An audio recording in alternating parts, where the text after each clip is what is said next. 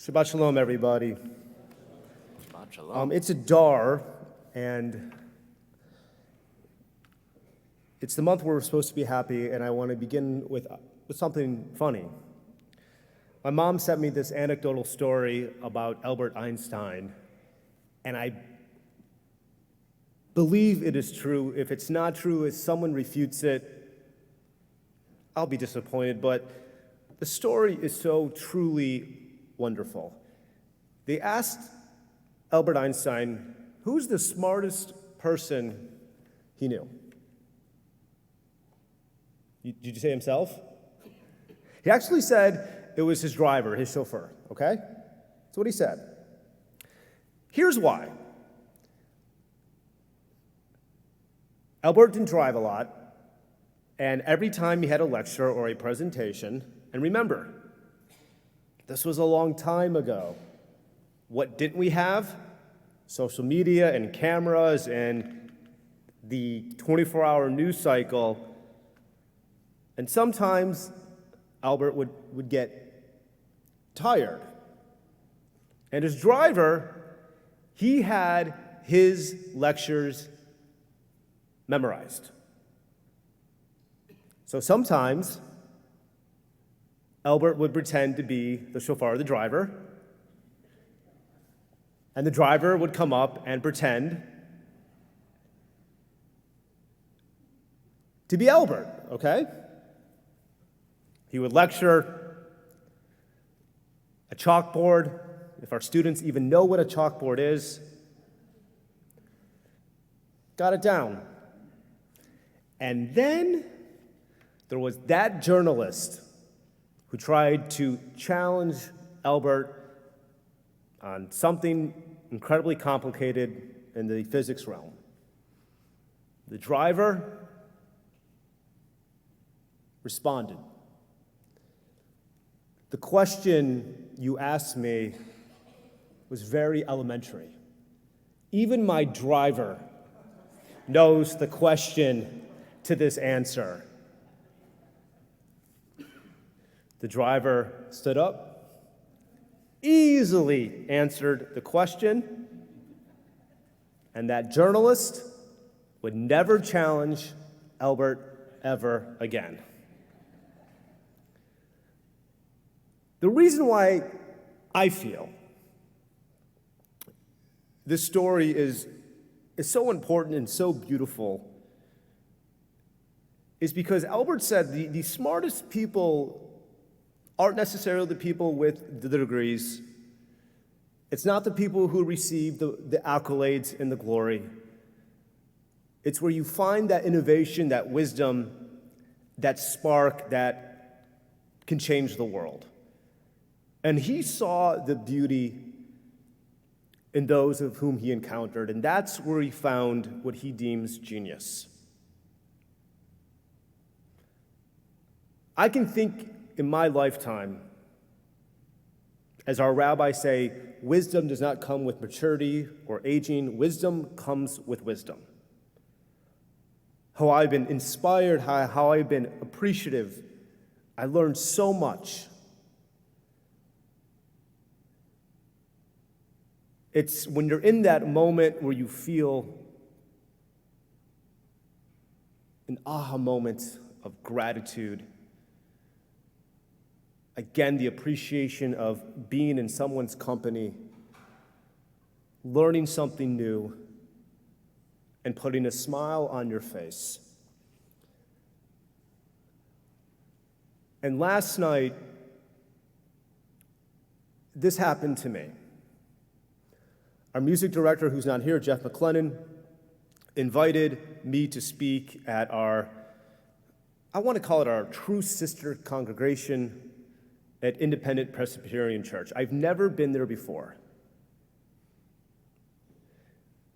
It is one of the most remarkable and beautiful houses of worship that I have ever seen. And I was warmly greeted by Reverend Melissa Self-Patrick and their senior pastor, Kevin Long, and his incredible wife, Rebecca. But you could feel the fellowship and community in the room. And the subject matter was difficult. It was finding God during moments of darkness. And I talked about how we found God during the first destruction in 586 BCE, how we pivoted again to search for God in 70 CE during the destruction of the Second Temple. We were forced again to find God after 1945. And then with an open heart, I said to this community, it is the responsibility of the Jewish people to reestablish some type of theology post-October 7th. And at that moment, someone asked me, what does it look like? And at that moment, I have no idea. We're not ready yet to write some form of a theological treatise regarding where was God or where wasn't God, or where we need God on October 7th. But really, for the first time since October 7th, in a traditionally a non-Jewish setting, it's like I had that Einstein moment of the friendship, of the companionship, the table fellowship, a few members from Temple Emanu-El, and it was truly an eye-opening experience for me of some type of new direction, some type of new innovation that we need, especially whatever interfaith dialogue is going to look like moving forward with the Jewish community. And I told this community, I'm going to tell this community, it's when we do things like this.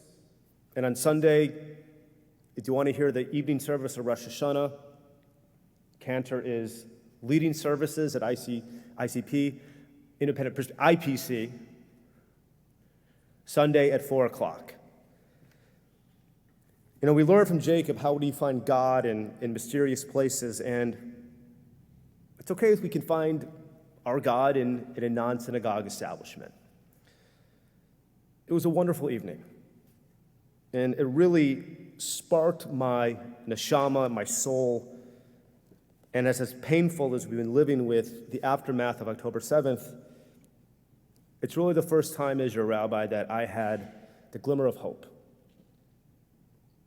The hope that we can pivot, the hope that we can start something new, our obligation, not just from the rabbis, but from this congregation, to be partners in establishing a formidable Judaism for years to come, b'miuchad, especially for our young students, and Baruch Hashem, and their children and future generations. We all have that sacred responsibility. And what I experienced last night, and when I came home and told Rachel, it was truly remarkable, and for that I am grateful. And I want to connect that experience with community, with our Torah portion, Mishpatim. And this Torah portion is all about establishing some type of Israelite system regarding laws. Once you're freed, now you have to establish a society. So I want us to envision the Israelites now. They fled from their enemies. They're wandering in the wilderness. They received Torah, and now they have laws. And we learn from 23:5, if you see that donkey, let's just call it an animal, of someone you hate, and that is the Hebrew, and this donkey is suffering, do you help the donkey? Or do you not help the donkey to give it back to someone that you hate? And I want you to know, again, the Israelites dealing with the Egyptians, and now they're forced with this commandment, which tells us that we are supposed to go the extra mile for someone that we do not like. What a pivot, if you really think about it. This is an ancient Near Eastern precept saying, take care of the animal of someone you don't like, their owner. I'm highly confident here in Alabama, we're not going to find a donkey that is in pain. But I want to give you some type of teaching each Shabbos.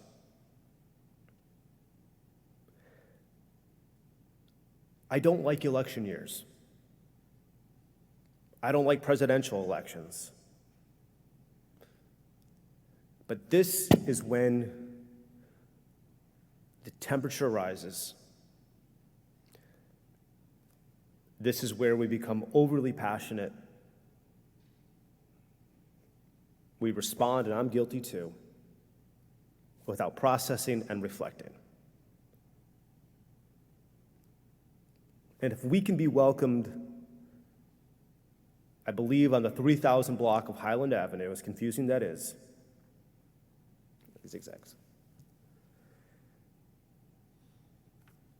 What a beautiful reminder for us moving forward. Here we are in February. To reflect, to pivot, to reapproach those we engage with. It could be someone we agree with or we disagree with, someone we can't stand. If we can find that spark and return spiritually that animal, I can't imagine the good that will do.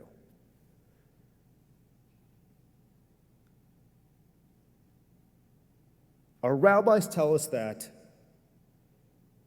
people will sin. And we're not going to like people who sin. But as Rambam teaches Maimonides, when someone's off the path of Torah, we have an obligation to try to get them back on. Now again, this is going to come in different facets in life. But we were slaves once, and now we're free, and we're instructed to be even more empathic, more appreciative. Each day, let's try to live by what the Torah tells us. Try to see that spark in goodness for those you disagree. Turn the noise off at night. The most valuable commodity in the world is time. Come to shul more often. We know it's good for you. Family dinners. Don't send a text, pick up the phone. The more empathy we bring to our neighbors, this is how we pivot and create a more formidable Judaism for years to come. I don't believe it. I am confident in my heart if we can lead by these virtues, and it starts with me. We get to be those who write the pages of Jewish history for years to come. Shabbat Shalom.